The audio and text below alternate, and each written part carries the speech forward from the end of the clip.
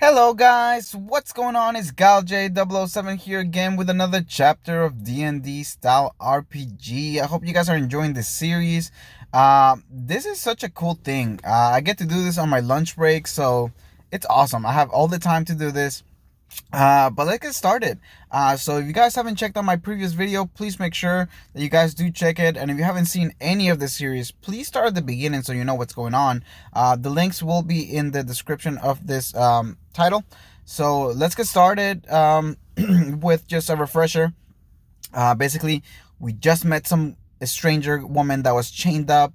We were fighting an ogre, or I guess we ran into an ogre. I don't think we fought it. I don't know. You have to watch the video. And then now we're just deciding what the heck we're gonna do. We gotta explore the castle. That's my main goal. See if we can find some cool armor or something. I don't even know if that's even part of the game. All I know is that I want to find it. So let's continue with the story here. Again, last time we just decided to continue just kind of searching the castle. So the castle is quiet and dark. You walk into a wide hallway that branches in two directions. One direction is covered in a thick layer of dust, while the other is covered in footprints. You decide that it would be wise to get a lay of the land before looking for any trouble. Despite the faint smell of rotten flesh from the dusty hall, you decide that it would be wise to go this way first. Less monsters, more treasure. Or at least you hope. You have kept your lantern hooded, only allowing slivers of light out. After all, you want to remain stealthy. The way is dim, however, and you find yourself tripping over rubble and the odd piece of furniture. Ahead, there is the stench of rot, making you wonder if there might be something terrible hidden in the shadows. Too bad you can't see in the dark like a goblin. What do you do? Alright guys, so our first decision comes here. Do we want to know what's going on? What did we trip on? Is it a person's leg, arms, or something else? Or is it just rubble like they say? I think I want to know what's going on. Again, I'm hoping for treasure. We can't find treasure with a little bit of light. We need to see a shine, guys. So let's go with unhood the lantern. Since you appear to be entering a vacant part of the castle, you expect your light will not attract enemy attention, and so you unhood your lantern to see your way clearly. As you move along, the cobwebs thicken and thicken. "Spider!" Reginald yelps. He points his sword up at the ceiling. There is an enormous, hairy spider suspended by a mass of yarn-thick webs. The webs are dotted with small silky cocoons you suspect might encase rats or other prey. With trembling fingers, Reginald sheaths his sword and unslings his bow. He takes in a big breath as he fits an arrow, draws back the string, and fires. The spider flails its long legs for a moment and then drops out of the web onto the floor with a thud. The two of you move on, taking extra care to watch the ceiling. Not gonna lie, I thought it was gonna be like a boss fight, like a big old spider. I'm just flashing back to all my RPG games that I've played in the past. I'm glad it was a small spider, hopefully, and that it's completely dead. Please, please, please. So let's continue. Eventually, the two of you make your way to a spiral staircase going up. The upper region of foul places like these are safer than the lower levels, says Reginald. Why in Neville's tongue would that be, you say? Reginald shrugs. Don't know. Ask me what it is in the mind of the fiends and evil-hearted beasts. Perhaps they prefer the darkness and stagnant air below ground? You look up the stairway and sigh. Well, perhaps we can get a view of the courtyard and the goblins from up there. Reginald leads the way up the stairs, which lead into a small tower. Moonlight filters in through through two windows. This room is finely furnished and otherwise much more nicely kept than the rest of the castle you visited so far. There is a small bed, still made, on one end, and an ornate table and a bookshelf. On the table, it's an open fairy tale book and a gold embossed hand mirror. Seeing loot, you forget about the window and the potential view of the courtyard. You pick up the mirror to inspect it. Strange, says Reginald. There's no dust up here. And do you feel a draft? We are in a ruin, you say. Of course there's a draft. The glass in the window are still intact, mutters Reginald. Gazing at your reflection in the mirror, you decide you look pretty good, all things considered. You brush cobwebs from your wavy brown hair. You smile. You're happy to see that your teeth are looking particularly good. Of course, you deserve nice teeth, since unlike most people you take care of them. Every morning you wipe your teeth with the cloth dipped into a cleaning concoction consisting of vinegar, salt, a little sand, and a small measure of your own urine. Okay.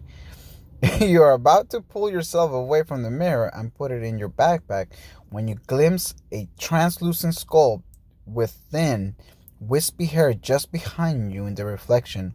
You spin around and see not a skull, but a young girl floating a few feet in the air, her pale face fixed on you. Reginald sees her too, as evidenced by him running down the stairway. How dare you touch what's mine? The ghostly girl shouts. You back up and reflexively put the mirror back in the table. You have heard tales of powerful ghosts that can suck the life right out of you, and wonder if this girl is one of them. Oh, she looks kind of creepy. What do? 2 mana, protect from evil. I'm going to apologize. You think maybe we can apologize? I can't be reacting all the time. Apologize.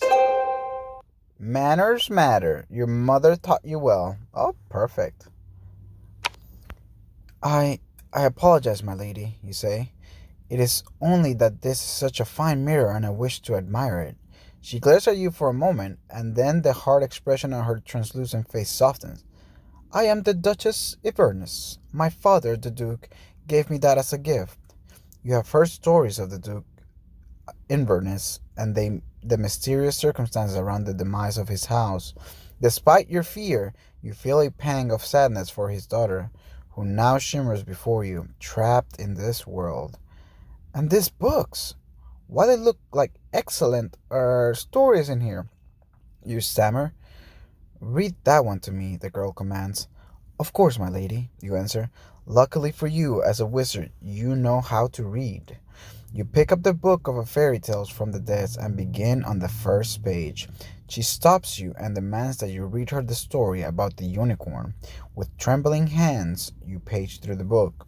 Eventually, you find the story and begin reading it. The ghost floats up behind you as though to peer down at the pictures. You feel a slight chill in on your shoulder. Some time later, you look up from her book and see Reginald peeking around the corner of the stairway at you.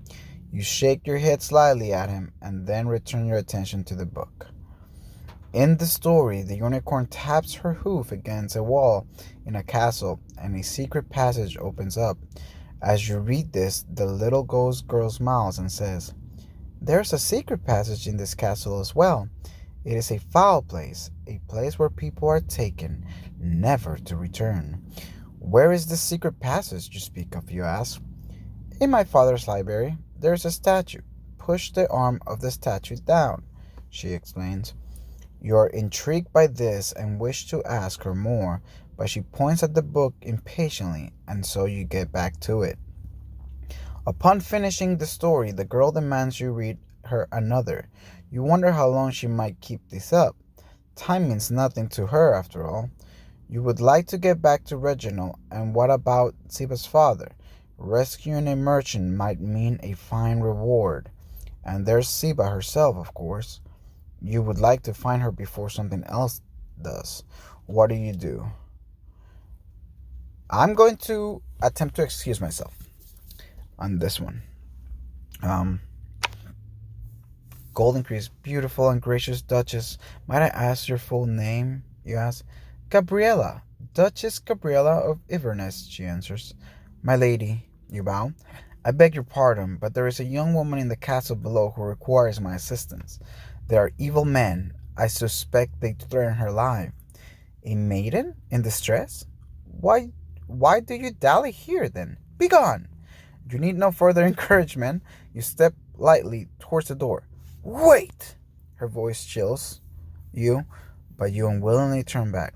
Take this, she says, and the gold-trimmed mirror floats off the table over to you.